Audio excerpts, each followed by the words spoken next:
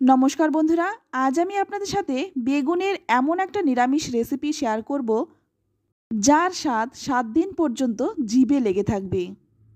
ঘরে থাকা সামান্য উপকরণ দিয়ে 10 মিনিটেই রান্না করে ফেলতে পারবেন। ভাত, রুটি, পরোটা সব কিছুর সাথেই জমিয়ে তুলবে। সবাই আঙুল চেটে চেটে খাবে। তাহলে চলুন বন্ধুরা, বেগুনের রেসিপিটি শুরু করি। তো প্রথমেই দেখুন, এখানে আমি 3টে বেগুন কেটে নিলাম। তো একটু লম্বা লম্বা করেই কেটেছি। এবার আমি একটা পাত্রের মধ্যে একটু জল নিয়ে এর মধ্যে 1 চামচ দিয়ে দিলাম লবণ। তারপর বেগুনগুলোকে এই লবণ জলের মধ্যে ভিজিয়ে রাখবো অন্তত 10 মিনিট। এতে করে যে বেগুন খেলে চুলকায় সেটা কিন্তু অনেকটাই কমে যাবে, আর ভাজার সময় তেলও কিন্তু অনেকটাই কম টানবে। এবার দেখুন, এখানে আমি 3টে আলু নিয়ে নিয়েছি, আর আলু 3টেও কিন্তু লম্বা লম্বা করে কেটেছি, ঠিক যেভাবে বেগুনটা আমি কেটেছি।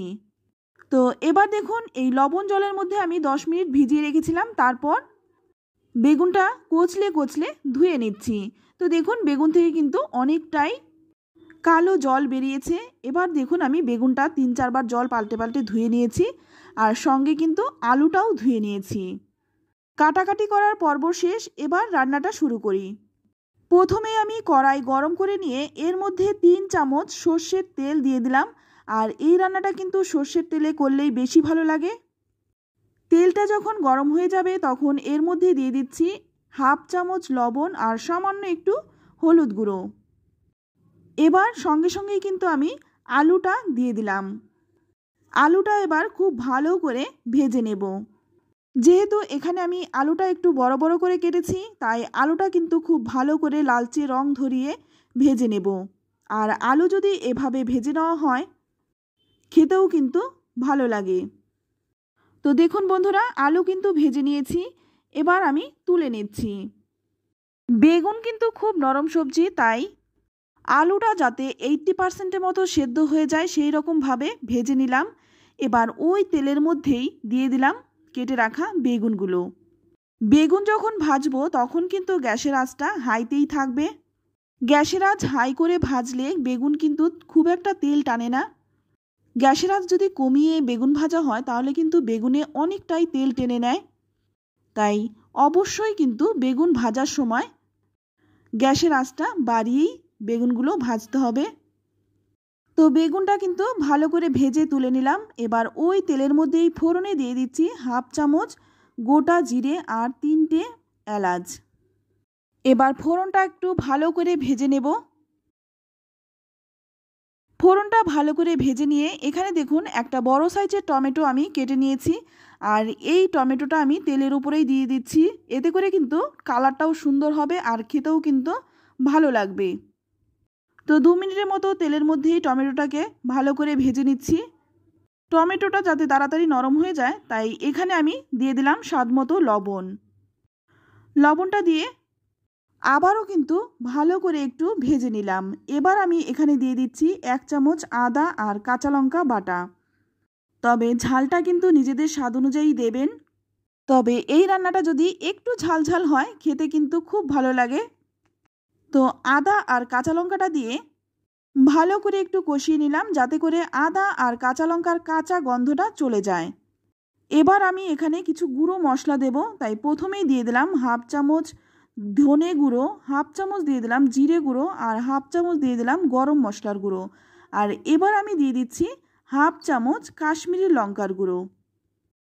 এবার এই সমস্ত শুকনো মশলাগুলো ভালো করে কষিয়ে নেব। তবে গ্যাসের আঁচটা কিন্তু লো টু মিডিয়ামে রেখেই কাজটা করতে হবে। এবার আমি সামান্য একটু হলুদ গুঁড়ো দিয়ে দিলাম কালারের জন্য। তো খুব ভালো করে মশলাটা কষিয়ে নিচ্ছি। তো 3-4 মিনিট ভালো করে কষিয়ে নেওয়ার পর এখানে দেখুন, আমি 1 চামচ দিয়ে দিলাম বেসন। আর বেসনটা কিন্তু এই সময়েই দিয়ে দেবেন। এতে করে কিন্তু বেসনটা ভাজা হয়ে যাবে, বেসনের কাঁচা গন্ধটা থাকবে না, আর খেতেও কিন্তু খুব ভালো লাগবে। বেসনটা দিয়েও কিন্তু 3-4 মিনিট ভালো করে কষিয়ে নিলাম। এবার এর মধ্যে দিয়ে দিচ্ছি ভেজে রাখা আলুগুলো, কারণ আলুটা কিন্তু সেদ্ধ হতে একটু সময় লাগবে। বেগুন আগে থেকেই ভেজে নিয়েছি, তাই বেগুন কিন্তু খুব একটা সময় লাগবে না। আলুও কিন্তু আগে থেকেই ভাজা আছে। এবার ভালো করে মশলার সাথে কষিয়ে নেব। গ্যাসের আঁচটা একদম কমিয়ে দিয়ে তারপর ঢাকা দিয়ে রাখবো 5 মিনিট। তো 5 মিনিট পর দেখুন ঢাকনাটা খুলে নিলাম আর মশলা থেকে কিন্তু তেল ছেড়ে দিয়েছে। মশলাটা কিন্তু খুব ভালো করে কষানো হয়ে গেছে। তো বন্ধুরা, শীতকালে বেগুন দিয়ে একবার এই রেসিপিটি বানিয়ে খান, তারপর খেয়ে আমাকে কমেন্টে লিখে জানান খেয়ে আপনাদের কেমন লাগলো। এবারে দিয়ে দিচ্ছি ভেজে রাখা বেগুনগুলো। আর বেগুন দিয়েও কিন্তু খুব ভালো করে আলু আর মশলার সাথে মিশিয়ে নেব। বেগুনের এই রেসিপিটি কিন্তু আপনারা গরম গরম ভাত, রুটি, পরোটা সব কিছুর সাথেই খেতে পারবেন আর খেতে সত্যি অসম্ভব ভালো লাগে। তো এখানে আমি দিয়ে দিলাম সামান্য একটু চিনি, স্বাদটা ব্যালেন্সের জন্য। কেউ যদি রান্নায় চিনি খেতে অপছন্দ করেন সেক্ষেত্রে কিন্তু চিনিটা বাদ দিতে পারেন। তো এখানে কিন্তু আমার মশলাটা একটু শুকনো শুকনো মনে হচ্ছে, তাই সামান্য একটু জল দিয়ে দিলাম। খুব বেশি জল দেব না, খুব সামান্য একটু জল দিয়ে দিলাম।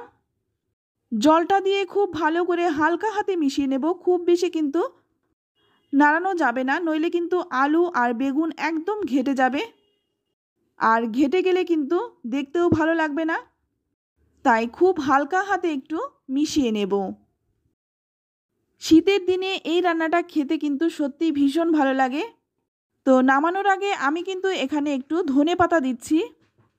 তবে হাতের কাছে যদি ধনেপাতাটা না থাকে সেক্ষেত্রে কিন্তু নাও দিতে পারেন, তবে দিলে কিন্তু ভালোই লাগে।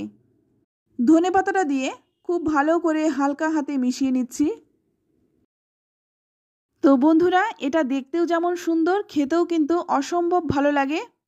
তো ভালো করে মিশিয়ে নিয়ে এবার কিন্তু নামিয়ে নিচ্ছি।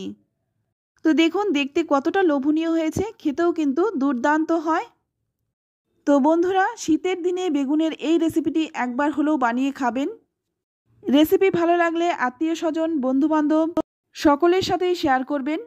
ভালো লাগলে লাইক, শেয়ার, কমেন্ট করবেন। আর আপনি যদি আমার চ্যানেলে নতুন হয়ে থাকেন চ্যানেলটা সাবস্ক্রাইব করে নেওয়ার অনুরোধ রইল।